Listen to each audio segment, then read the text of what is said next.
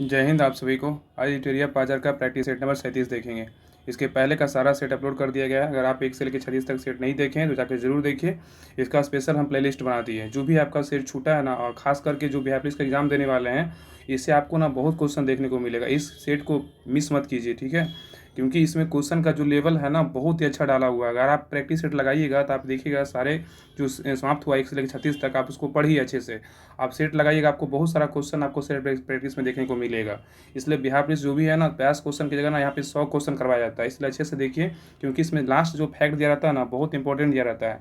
इसमें सिर्फ 50 क्वेश्चन ही रहता है। जैसे आप सेट लगाते हैं ना, वैसे हर आपको क्वेश्चन देखने को इसमें इस सेट में मिलेगा। तो अच्छे से देखिएगा, जो भी आपका सेट छूट गया है उसको जाके कंप्लीट कीजिए। उसका स्पेशल प्लेलिस्ट बना हुआ है और जाके टेस्ट भी लगाइए। इसका टेलीग्राम ग्रुप है स्पेशल, इसी नाम से जो है ना, राहुल स्टडी ग्रुप से टेलीग्राम चैनल भी है। इस पे उसी पे हम इसका पीडीएफ भी डालते हैं। इसका डेली टेस्ट भी होता है ग्रुप में। तो दोनों टेस्ट ग्रुप और पीडीएफ ग्रुप सबका लिंक हम डिस्क्रिप्शन में डाल देंगे। वहाँ से आप लिंक पे क्लिक करके ज्वाइन कर लीजिएगा टेलीग्राम ग्रुप। इसका पीडीएफ बोर्ड सारा कुछ डला हुआ है। इसका टेस्ट भी होता है शाम में, डेली 6:30 बजे टेस्ट होता है। एक बिहार पुलिस का टेस्ट होता है 3 बजे, एक शाम में 6:30 बजे होता है टेस्ट इसका होता है ड्यूटेरिया पाजर का। तो सभी ग्रुप को ज्वाइन कीजिए और टेस्ट तैयारी को और ज़्यादा मजबूत कीजिए। जितना प्रैक्टिस कीजिएगा ना, उतना टेस्ट दीजिएगा, उतना आपका रिवीजन ज़्यादा होगा अच्छे से, और कॉन्फिडेंस लेवल जो है ना बढ़ेगा। चलिए तो प्रैक्टिस सेट नंबर 37 जो है कंप्लीट करते हैं।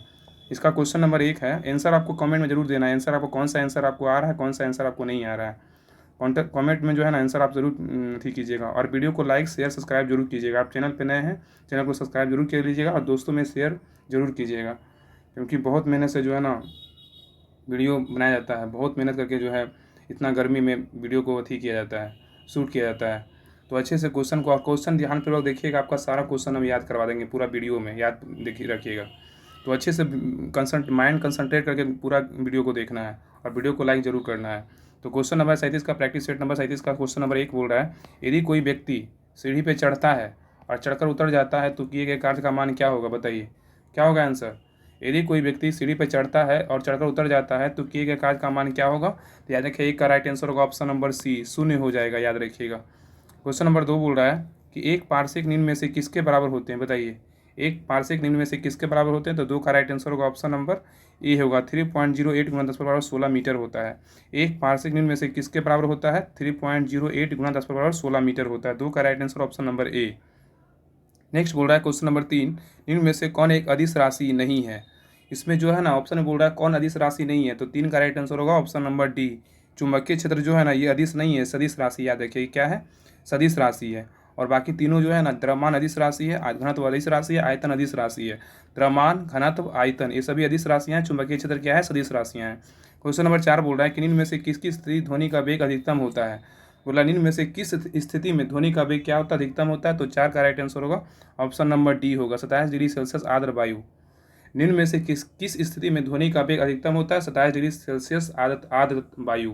क्वेश्चन नंबर 5 बोल रहा है, चुंबकीय क्षेत्र का एसआई मात्रक होता है, क्या होता है? बताइए, चुंबकीय क्षेत्र का जो एसआई मात्रक होता है क्या होता है? तो 5 का right answer option number C, Tesla होता है।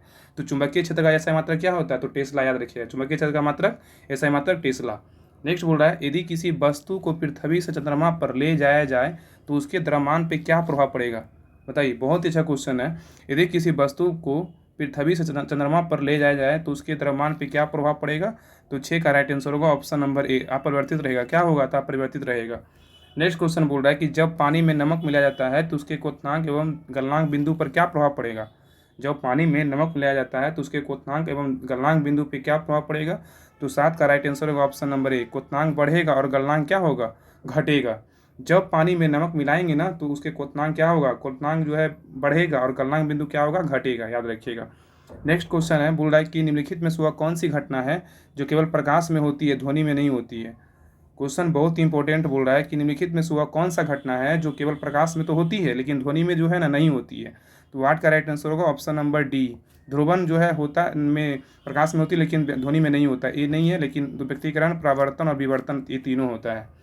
नेक्स्ट बोल रहा है 9 नंबर क्वेश्चन बोल रहा है, स्थिर अनुपात का नियम किस वैज्ञानिक ने दिया था? बताइए, स्थिर अनुपात का जो नियम है ना, किस वैज्ञानिक ने दिया था? तो 9 का राइट आंसर होगा option number C, Joseph Proust ने दिया था। तो स्थिर अनुपात का नियम किसने दिया? तो जोसेफ प्राउस ने दिया था। क्वेश्चन नंबर 10 बोल रहा है कि CO2 निम्न में से किस प्रकार का प्रसंस्करण पाया जाता है? CO2 में निम्न में से किस प्रकार का प्रसंस्करण पाया जाता है? तो 10 का राइट आंसर होगा ऑप्शन नंबर ए, SP पाया जाता है। क्या पाया जाता है? SP। याद रखिए 10 का राइट आंसर ऑप्शन नंबर ए। अब आइए क्वेश्चन नंबर ए। आपको जो है ना बिहार पुलिस में ना ये सारे बुक को अच्छे से कंप्लीट कीजिएगा ना। हम मेरा ऐसे भी टारगेट है कि 1 से लेकर 100 तक प्रैक्टिस सेट डेली 1 सेट ना हमको ख़त्म करना है, क्योंकि अभी सारे जो भी इलेक्शन हो रहा है ना, सारे एग्जाम आने वाले हैं। बिहार पुलिस भी दरोगा वैकेंसी आने वाला है, BSSC का एग्जाम होने वाला है। इस बुक को अच्छे से अगर आप पढ़ लीजिएगा ना, रिवीजन अच्छे से कर लीजिएगा, आपको बहुत सारे क्वेश्चन एग्जाम में देखने को मिलेगा। आप प्रैक्टिस सेट लगाइएगा, उसमें आपको क्वेश्चन देखने को मिलेगा। तो अच्छे से ध्यानपूर्वक अच्छे से क्वेश्चन को लास्ट तक देखना है, हर वीडियो को देखना है। जो भी आपका सेट छूटा है उसको जाकर कंप्लीट करना है, ना कि किसी को छोड़ देना है कोई भी वीडियो अगर आप नहीं देखे हैं तो। चलिए क्वेश्चन नंबर 11 बोल रहा है कि परमाणु रिएक्टर में विमंता का कार्य करता है, कौन करता है? बताइए। परमाणु रिएक्टर में विमंता का कार्य कौन करता है? तो 11 का राइट आंसर होगा ऑप्शन नंबर डी होगा। क्या होगा? तो ए और बी। भारी जल भी करता है, ग्रेफाइट भी करता है। तो बोल रहा है परमाणु रिएक्टर में विमंता का कार्य कौन करता है? भारी जल भी करता है, ग्रेफाइट भी करता है। 12 नंबर बोल रहा है कि निम्न में से कौन ऑक्सीकारक तथा अवकारक दोनों की तरह व्यवहार करता है? बताइए क्या होगा? निम्न में से कौन ऑक्सीकारक तथा अवकारक दोनों की तरह व्यवहार करता है? तो 12 का राइट आंसर होगा ऑप्शन नंबर सी, HNO2 करता है। कौन कौन करता है? HNO2 करता है, याद रखिएगा। नेक्स्ट है, निम्न में से कौन सी कोशिकांग जंतु कोशिका में नहीं पाया जाता है? बोला निम्न में से कौन सा कोशिकांग जो है जंतु कोशिका में नहीं पाया जाता है? तो 13 का राइट आंसर होगा ऑप्शन नंबर सी, राजधानी जो है ना नहीं पाया जाता, लेकिन ताराकाय पाया जाता है, गोल्जी क्वाय पाया जाता है, लाइसोसोम पाया जाता है। क्वेश्चन बहुत इंपॉर्टेंट था साइंस का। बोल रहा निम्न में से कौन सा कोशिकांग जो है ना जंतु कोशिका में नहीं पाया जाता, लेकिन तो जंतु कोशिका में कौन कौन पाया जाता है? ताराकाय जंतु कोशिका में पाया जाता है, गोल्जी क्वाय पाया जाता है, लाइसोसोम पाया जाता है। ये जो है राजधानी जो होता है ना, पाता पर जंतु दोनों में पाया जाता है, लेकिन यहाँ पे जंतु सिर्फ कोशिका पूछ रहा था। क्वेश्चन नंबर 14 बोल रहा है कि कौन सा एंजाइम वसा को बसी अम्ल तथा ग्लिसरॉल में परिवर्तित कर देता है? बोल रहा कौन सा एंजाइम वसा को बसी अम्ल तथा ग्लिसरॉल में परिवर्तित कर देता है? तो 14 का राइट आंसर होगा ऑप्शन नंबर डी, लाइपेज करता है। कौन करता है? लाइपेज। नेक्स्ट है, कॉकरोच में कितने हृदय क्रोष्टों की संख्या होती है? कॉकरोच में हृदय क्रोष्टों की संख्या कितनी होती है? तो 15 का राइट आंसर होगा ऑप्शन नंबर डी, 13 होता है। याद रखिए 13 होता है। नेक्स्ट है, क्वेश्चन नंबर बोल रहा है 16, रक्त बिंबाणु का जीवन काल होता है कितना होता है? बताइए। रक्त बिंबाणु का जो जीवन काल होता है ना कितना होता है? 16 का राइट आंसर होगा ऑप्शन नंबर बी, 3 से 5 दिन का होता है। रक्त बिंबाणु का जीवन काल होता है 3 से 5 दिन का होता है, याद रखिएगा। क्वेश्चन नंबर 17 बोल रहा है अमीबा किस प्रकार का अलैंगिक जनन का पाया जाता है? अमीबा में किस प्रकार का अलैंगिक जनन पाया जाता है? याद रखिए 17 का राइट आंसर होगा ऑप्शन नंबर बी, विखंडन पाया जाता है। क्या पाया जाता है? विखंडन। नेक्स्ट है, क्वेश्चन नंबर 18 बोल रहा है हड़प्पा सभ्यता के किस स्थल से उन्नत जल प्रबंधन व्यवस्था का साक्ष्य प्राप्त होता है? हड़प्पा सभ्यता के किस स्थल से उन्नत जल प्रबंधन व्यवस्था का साक्ष्य प्राप्त होता है? तो 18 का राइट आंसर होगा ऑप्शन नंबर बी, धौलावीरा। क्या होगा? धौलावीरा। नेक्स्ट क्वेश्चन नंबर बोल रहा है 19, उत्तर मीमांसा दर्शन के प्रवर्तक कौन थे? बताइए। उत्तर मीमांसा दर्शन के प्रवर्तक कौन थे? तो 19 का राइट आंसर होगा ऑप्शन नंबर डी, बादरायण है। कौन है? तो बादरायण। 20 नंबर बोल रहा है कि हाटक इनमें से किस महाजनपद की राजधानी है? हाटक जो है इनमें से किस महाजनपद की राजधानी है? तो 20 का राइट आंसर होगा ऑप्शन नंबर बी, कम्बोज। क्या होगा? घाटक। अस्मक का क्या होगा? तो पोटली। याद रखिएगा अस्मक का क्या होगा? पोटली, याद रखिएगा। गंधार का क्या होगा? तहसीला। गंधार का क्या होगा? तहसीला, याद रखिएगा। सूरसेन का क्या होगा? तो मथुरा। सूरसेन का क्या होगा? तो मथुरा, याद रखिएगा। तो हाटक का कम्बोज का है हाटक है, अस्मक का पोटली है, गंधार का तहसीला है और सूरसेन का मथुरा है, याद रखिएगा। क्वेश्चन नंबर 21 बोल रहा है कि निम्नलिखित में से कौन एक जैव ग्रंथ नहीं है? बताइए। निम्नलिखित में से जो है ना कौन सा एक जैव ग्रंथ नहीं है? तो 21 का राइट आंसर होगा ऑप्शन नंबर डी, केवल 3 है। ये जो अवदान शतक ये नहीं है, लेकिन आचार राग सूत्र है, कल्प सूत्र है, भगवती सूत्र है, याद रखिए। तीनों है, लेकिन अवदान शतक ये नहीं है। क्वेश्चन नंबर 22 बोल रहा है कि भारत में कुषाण वंश की स्थापना किसने की है? बताइए। भारत में कुषाण वंश की स्थापना किसने किया है? तो याद रखिए 22 का राइट आंसर होगा option number B, Kujula Confucius जो है ना कुषाण वंश का स्थापना किया था। क्वेश्चन नंबर 23 बोल रहा है तुगलकनामा की रचना किसने किया है? बताइए। तुगलकनामा की रचना किसने किया है? 23 का राइट आंसर होगा ऑप्शन नंबर डी, अमीर खुसरो जो है ना तुगलकनामा की रचना किया था। क्वेश्चन नंबर 24 बोल रहा है दिल्ली सल्तनत के किस शासक को गुलाम वंश का गुलाम कहा जाता है? बहुत अच्छा क्वेश्चन है। बोल रहा है दिल्ली सल्तनत के किस शासक को गुलाम का गुलाम कहा जाता है? 24 का राइट आंसर होगा ऑप्शन नंबर बी, इल्तुतमिश को कहा जाता है। किसको? इल्तुतमिश को। 25 नंबर बोल रहा है दार उल सफ़ा की स्थापना किसने की थी? दार उल सफ़ा की स्थापना किसने की थी? तो 25 का राइट आंसर होगा option number A, Firoz Shah Tughlaq ने किया था। तो याद रखिएगा क्वेश्चन बोल रहा है कि दार उल सफ़ा की स्थापना किसने किया? फिरोज शाह तुगलक ने किया था। क्वेश्चन नंबर 26 बोल रहा है कि फारसी यात्री अब्दुल रजाक ने किसके शासनकाल में विजयनगर की यात्रा की थी? बताइए क्या होगा? फारसी यात्री अब्दुल रजाक ने किसके शासनकाल में विजयनगर की यात्रा की थी? तो 26 का राइट आंसर होगा ऑप्शन नंबर बी, देवराज द्वितीय किसके शासनकाल में? देवराय द्वितीय के शासनकाल में यात्रा किया था। तो फारसी यात्री अब्दुल रजाक जो था किसके शासनकाल में विजयनगर की यात्रा की थी? तो देवराय द्वितीय, याद रखिएगा। क्वेश्चन नंबर 27 बोल रहा है कि शिवाजी ने किस वर्ष छत्रपति की उपाधि धारण की थी? शिवाजी ने किस वर्ष छत्रपति की उपाधि धारण की थी? याद रखिए 27 का राइट आंसर होगा ऑप्शन नंबर सी होगा। क्या? 1674 ईस्वी में। तो याद रखिए शिवाजी का जो जन्म होता है ना 1627 में होता है जन्म, और मृत्यु कब होता है? 1680 में जन्म मृत्यु हो जाती है, 1680 में मृत्यु। तो जन्म होता है 1627 में, 1680 मृत्यु होता है। अगर छत्रपति की शिवाजी के बोलेगा उपाधि, छत्रपति की उपाधि कब धारण किया? 1674 में छत्रपति की उपाधि धारण किया था।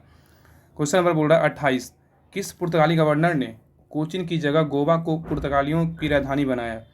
किस पुर्तगाली गवर्नर ने कोचीन की जगह गोवा को पुर्तगालियों की राजधानी बनाया? तो 28 का राइट आंसर होगा option number C, Nuno da Cunha. किस पुर्तगाली गवर्नर ने कोचीन की जगह गोवा को पुर्तगालियों की राजधानी बनाया? तो Nuno da Cunha. Next question है, बोल रहा अंग्रेजों एवं फ्रांसीसियों के बीच पेरिस की संधि कब हुई थी? बताइए।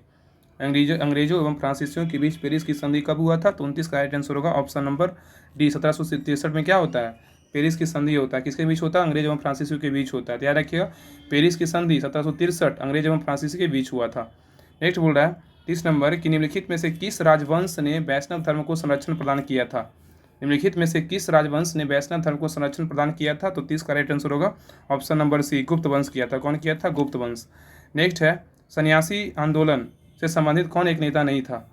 सन्यासी आंदोलन से संबंधित कौन एक नेता नहीं था? याद रखिए 31 का राइट आंसर होगा option number C, Shankar Singh नहीं थे, लेकिन भवानी पाठक थे, देवी चौधराइन थी, मजर शाह थे। तो बोल रहा है सन्यासी आंदोलन से संबंधित कौन नेता नहीं था? तो शंकर सिंह नहीं थे, लेकिन देवी चौधराइन थी, मजर शाह था, भवानी पाठक थे। याद रखिएगा। नेक्स्ट है क्वेश्चन नंबर 32, बोल रहा है निम्न में से किस भारतीय राज्य की सीमा म्यांमार से नहीं लगती है? बोल रहा है किस राज्य में, निम्न में से बोल रहा है किस भारतीय राज्य की सीमा म्यांमार से नहीं लगती है? तो याद रखिएगा ना कि म्यांमार से जो है टोटल जो है ना 4 राज्य की सीमा लगती है। कौन कौन? इसमें 32 का राइट आंसर ऑप्शन नंबर क्या होगा? सी होगा। त्रिपुरा नहीं लगता, लेकिन अरुणाचल प्रदेश लगता है, नागालैंड लगता है, मिजोरम लगता है। तो बोल रहा है कि किस भारतीय राज्य की सीमा म्यांमार से नहीं लगती है? तो त्रिपुरा का नहीं लगता है, अरुणाचल प्रदेश का लगता है, नागालैंड का लगता है, मिजोरम का, एक और लगता है मणिपुर का। याद रखिए ये मणिपुर का लगता है। तो यार म्यांमार से तो टोटल सीमा जो रहता है 4 राज्य का लगता है। कौन कौन? अरुणाचल प्रदेश, नागालैंड, मिजोरम और मणिपुर का लगता है, 4 राज्य का लगता है। क्वेश्चन नंबर 33 बोल रहा है कि गॉर्डविन पर्वत शिखर किस पर्वत श्रेणी में स्थित है? गॉर्डविन पर्वत शिखर किस पर्वत श्रेणी में स्थित है? याद रखें 33 का राइट आंसर होगा ऑप्शन नंबर सी, काराकोरम में स्थित है। बोल रहा है गॉर्डविन पर्वत शिखर किस पर्वत श्रेणी में स्थित है? काराकोरम। याद रखिएगा। 34 नंबर बोल रहा है तवा किस नदी की सहायक नदी है? बताइए। तवा जो है किस नदी की सहायक नदी है? तो 34 का राइट आंसर होगा ऑप्शन नंबर सी, नर्मदा का है। किसका है? नर्मदा का। अब एक क्वेश्चन नंबर 35 बोल रहा है उत्तर पूर्वी मानसून में सबसे अधिक वर्षा किस राज्य में होती है? बताइए। उत्तर पूर्वी मानसून में सबसे अधिक वर्षा किस राज्य में होती है? तो 35 का राइट आंसर होगा ऑप्शन नंबर डी, तमिलनाडु में होता है। याद रखिएगा। 36 नंबर बोल रहा है मेटूर परियोजना किस नदी पे स्थित है? मेटूर परियोजना जो है किस नदी पे स्थित है? तो 36 का राइट आंसर होगा ऑप्शन नंबर सी, कावेरी पे है। किस पे? कावेरी पे। 37 नंबर बोल रहा है तातीपाका तेल परिशोधनशाला किस राज्य में है? तातीपाका तेल परिशोधनशाला किस राज्य में है? तो 37 का राइट आंसर होगा option number B, Andhra Pradesh में स्थित है। किसमें? कहाँ है? तो आंध्र प्रदेश में है। नेक्स्ट है 38 नंबर बोल रहा है कि 2011 की जनगणना के अनुसार भारत में सबसे अधिक शहरी जनसंख्या निम्न में से किस राज्य में है? बताइए। 38 बोल रहा है 2011 की जनगणना के अनुसार भारत में सबसे अधिक शहरी जनसंख्या निम्न में से किस राज्य में है? तो 38 का राइट आंसर होगा ऑप्शन नंबर बी, महाराष्ट्र में। कहाँ है? तो महाराष्ट्र में। 39 नंबर बोल रहा है कि भारत का सबसे बड़ा जैव मंडल आरक्षित क्षेत्र कौन सा है? बताइए। भारत का सबसे बड़ा जैव मंडल आरक्षित क्षेत्र कौन सा है? तो 39 का राइट आंसर होगा ऑप्शन नंबर सी, कच्छ का रण है। क्या है? तो कच्छ का रण। नेक्स्ट है 40 नंबर बोल रहा है कि भारतीय संविधान में संशोधन की शक्ति एवं प्रक्रिया का वर्णन निम्न में से किस अनुच्छेद में है? भारतीय संविधान में संशोधन की शक्ति एवं प्रक्रिया का वर्णन किस अनुच्छेद में है? तो 40 का राइट आंसर होगा ऑप्शन नंबर डी, अनुच्छेद 368 में। किसमें? अनुच्छेद 368 में। क्वेश्चन नंबर 41 बोल रहा है कि 41 नंबर बोल रहा है कि किस राज्य में राष्ट्रपति शासन की घोषणा को मंजूरी देने वाला प्रस्ताव संसद के दोनों सदनों द्वारा निम्न में से किस बहुमत द्वारा पारित किया जाता है? बताइए क्या होगा? बोल रहा है किस राज्य में राष्ट्रपति शासन की घोषणा को मंजूरी देने वाला प्रस्ताव संसद को दोनों सदनों द्वारा निम्न में से किस बहुमत द्वारा पारित किया जाता है? तो 41 का राइट आंसर होगा ऑप्शन नंबर ए, साधारण बहुमत के द्वारा। याद रखिएगा। नेक्स्ट बोल रहा है कि मंत्री नियुक्त किए जाने के संबंध में क्या सही नहीं है? बोल रहा है मंत्री नियुक्त किए जाने के संबंध में जो है ना इसमें कौन सा कथन गलत है? याद रखिए 42 का राइट आंसर होगा ऑप्शन नंबर ए, इसमें बोला गया ना कि जो लोकसभा सदस्य नहीं है वह मंत्री नहीं बन सकता, ये गलत है, मंत्री बन सकता है, इसलिए गलत है। यहाँ पे नहीं दिया है इसलिए गलत है। इसमें सही क्या है, तो राज्यसभा का सदस्य मंत्री बन सकता है, बिल्कुल सही है। और लोकसभा सदस्य का मंत्री बन सकता है, बिल्कुल सही है। और संसद का सदस्य मंत्री बन सकता है, बिल्कुल सही है। तीनों कथन सही है, यहाँ पे नहीं है ना इसलिए गलत है। याद रखिए, तीनों कथन सही है। राज्यसभा सदस्य मंत्री बन सकता है, बिल्कुल सही है। लोकसभा सदस्य मंत्री बन सकता है, बिल्कुल सही है। संसद सदस्य का मंत्री बन सकता है, बिल्कुल सही है। तीनों कथन सही है, बी और सी डी सही है, लेकिन ए गलत है। नेक्स्ट है क्वेश्चन नंबर 43 बोल रहा है कि इसमें निम्नलिखित में से कौन सम्मिलित नहीं है, तो इसमें कौन सा जो है ना गलत है। याद रखिएगा, इसमें 43 का राइट आंसर होगा ऑप्शन नंबर सी। संविधान संशोधन का जो वर्णन है ना, भाग 21 नहीं होगा, भाग 20 होगा, याद रखिएगा। तो संविधान का जो है ना संशोधन का वर्णन भाग 20 में बिल्कुल सही होगा, यहाँ पे 21 नहीं होगा, 20 होगा। इसमें सही क्या है, निर्वाचन का वर्णन भाग 15 में बिल्कुल सही है। आपातकालीन उपबंध का वर्णन भाग 18 में बिल्कुल सही है। अनुसूचित एवं जनजाति क्षेत्र का वर्णन भाग 10 में। तो याद रखिएगा, निर्वाचन का वर्णन भाग 15, आपातकालीन उपबंध भाग 18, संविधान संशोधन भाग 20 और अनुसूचित एवं जनजाति क्षेत्र बोलेगा तो भाग 10 में वर्णन है। क्वेश्चन नंबर 44 बोल रहा है कि नियंत्रक एवं महालेखा परीक्षक, मतलब जिसको बोलते हैं CAG, अपनी लेखा परीक्षण रिपोर्ट निम्न में से किसे सौंपता है, बताइए। नियंत्रक एवं महालेखा परीक्षक कैग अपनी लेखा परीक्षण रिपोर्ट निम्न में से किसे सौंपता है, तो 44 का राइट आंसर होगा ऑप्शन नंबर सी, राष्ट्रपति को सौंपता है। किसको, राष्ट्रपति को।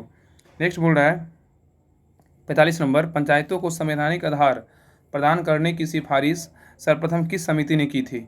पंचायतों को संवैधानिक आधार प्रदान करने की सिफारिश सर्वप्रथम किस समिति ने की थी, तो 45 का राइट आंसर होगा ऑप्शन नंबर सी, लक्ष्मीमल सिंघवी समिति। कौन किया था, लक्ष्मीमल सिंघवी समिति।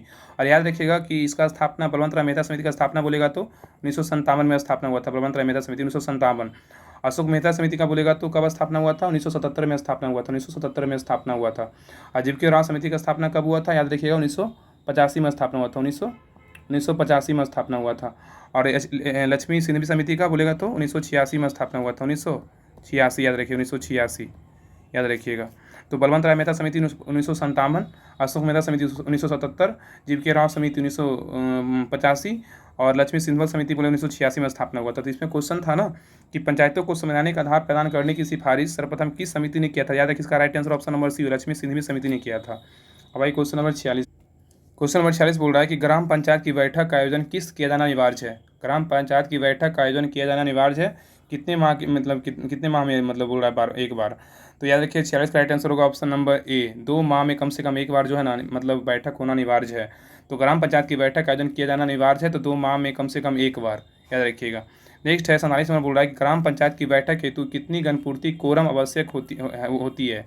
ग्राम पंचायत की बैठक हेतु कितनी गणपूर्ति कोरम आवश्यक होता है, तो 47 का राइट आंसर होगा ऑप्शन नंबर ए, सदस्यों की कुल संख्या की आधी होती है। कितनी होती है, सदस्यों की कुल संख्या की आधी होती है। नेक्स्ट बोल रहा है 48 नंबर कि वैश्विक वित्तीय स्थिरता रिपोर्ट जारी करता है, कौन जारी करता है, बताइए। वैश्विक वित्तीय स्थिरता रिपोर्ट जो है ना, कौन जारी करता है, तो 48 का राइट आंसर होगा ऑप्शन नंबर डी, अंतर्राष्ट्रीय मुद्रा कोष जारी करता है, इंटरनेशनल मॉनेटरी फंड, IMF, याद रखिएगा IMF। इसका मुख्यालय कहाँ है, वाशिंगटन DC में है, याद रखिएगा। नेक्स्ट है 49 नंबर, ग्रेट डिवाइडिंग रेंज किस देश में स्थित है। ग्रेट डिवाइडिंग रेंज जो है किस देश में स्थित है, तो 49 का राइट आंसर होगा ऑप्शन नंबर सी, ऑस्ट्रेलिया में स्थित है। तो ग्रेट डिवाइडिंग रेंज जो है ना किस देश में स्थित है, ऑस्ट्रेलिया में स्थित है। लास्ट क्वेश्चन बोल रहा है 50 नंबर, रीगा निम्न में से किस देश की राजधानी है। रीगा जो है निम्न में से किस देश की राजधानी है, याद रखिए 50 का राइट आंसर होगा ऑप्शन नंबर सी, लातविया की राजधानी कहाँ है, तो रीगा। रीगा निम्न में से किस देश की राजधानी है, लातविया की राजधानी कहाँ है, तो रीगा। अब आइए स्मरणीय तत्व पे, हर एक सेट के पीछे जो है ना मुख्य बिंदु दिया रहता है, बहुत इंपॉर्टेंट नोट्स दिया रहता है, इसको इंपॉर्टेंट है, अच्छे से ध्यान दीजिएगा, क्योंकि जितना क्वेश्चन प्रैक्टिस सेट में किए हैं ना प्रयास क्वेश्चन में, उतना उससे ज़्यादा आंसर आपको यहाँ पे मिलेगा क्वेश्चन। इसमें बोल रहा है कि प्रमुख सामाजिक सुधार अधिनियम दिया हुआ है, इसमें अधिनियम दिया हुआ है, वर्ष दिया हुआ है, गवर्नर जनरल दिया हुआ है। तो ये शारदा एक्ट कब हुआ था, ये शारदा एक्ट का स्थापना 1930 में हुआ था, उसमें गवर्नर जनरल कौन था, लॉर्ड इरविन था। तो शारदा एक्ट का अधिनियम कब हुआ था, 1930 में, उसमें गवर्नर जनरल कौन था, लॉर्ड इरविन था।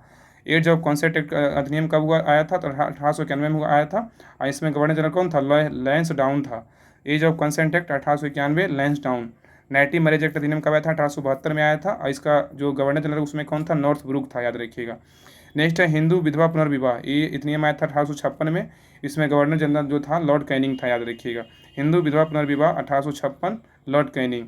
सती प्रथा पर प्रतिबंध जो अधिनियम आया था 1829 में, लॉर्ड विलियम बेंटिंग इसमें गवर्नर जनरल था। शिशु वध पर प्रतिबंध आया था 1798 से 1802 में, इसमें गवर्नर जनरल था लॉर्ड विलेजली। देखिए फिर से एक बार रिपीट कर देते हैं, Sharda act 1930, Lord Irwin. Age of concept act 1891, Lansdowne. Native marriage act बोलेगा 1872, नॉर्थ ब्रुक गवर्नर जनरल था। हिंदू विधवा पुनर्विवाह 1856, लॉर्ड कैनिंग। सती प्रथा पर प्रतिबंध बोले 1829, लॉर्ड विलियम बेंटिंग। शिशु बंद पर प्रतिबंध बोलेगा 1798, 1802, लॉर्ड बेलेजली, याद रखिएगा। अब ये नेक्स्ट, अब देखिए यहाँ से जो है ना प्रमुख पुस्तकें एवं पत्रिकाएं दिया हुआ है, यहाँ पे लेखक एवं संपादक कौन कौन थे, कौन पुस्तक के संपादक कौन थे या कौन पत्रिकाएं के जो है ना लेखक कौन थे। तो माई ट्रूथ किसका है, तो इंदिरा गांधी का। माई ट्रूथ बोलेगा इंदिरा गांधी का है। माई एक्सपेरिमेंट विद ट्रूथ किसका है, तो महात्मा गांधी का है। देखिए my experiment with truth Mahatma Gandhi का है। माई एक्सपेरिमेंट विद अनट्रूथ बोलेगा तो माइकल एडरसन का है। किसका है, माइकल एडरसन का, याद रखिएगा। नेक्स्ट है इंडिया डिवाइडेड किसका है, राजेंद्र प्रसाद का। इंडिया डिवाइडेड राजेंद्र प्रसाद का है। A man who divided India किसका है, तो रफीक जाकरिया का, याद रखिएगा। A man who divided Rafiq Zakaria का है। नेक्स्ट है ए पैसेज टू इंडिया किसका है, तो एम फोस्टर का। ए पैसेज टू इंडिया किसका है, एम फोस्टर का है, याद रखिएगा। ए पैसेज टू इंग्लैंड बोलेगा तो नीरज सिंह चौधरी का है। A passage to England Neeraj Singh Chaudhary का है, याद रखिएगा। नेक्स्ट है लाइफ डिवाइन किसका है, तो अरविंद घोष का है। लाइफ डिवाइन अरविंद घोष, लेकिन अगर डिवाइन लाइफ बोलेगा तो शिवानंद का है। लाइफ डिवाइन बोलेगा तो अरविंद घोष और डिवाइन लाइफ बोलेगा तो शिवानंद का है। डिस्कवरी ऑफ इंडिया बोलेगा जवाहरलाल नेहरू का, याद रखिएगा। Discovery of India Jawaharlal Nehru का है। नेक्स्ट बोल रहा है रीडिस्कवरी ऑफ इंडिया बोले किसका है, तो मेघनाथ देसाई का। किसका, Meghnath Desai. Rediscovery of India Meghnath Desai, याद रखिएगा। नेक्स्ट है भारत भारती किसका है, तो मैथिली शरण गुप्त का है। भारत भारती मैथिली शरण गुप्त। भारत दुर्दशा बोलेगा तो भारतेंदु हरिश्चंद्र। भारत दुर्दशा भारतेंदु हरिश्चंद्र। विनय पत्रिका किसका है, तो गोस्वामी तुलसीदास।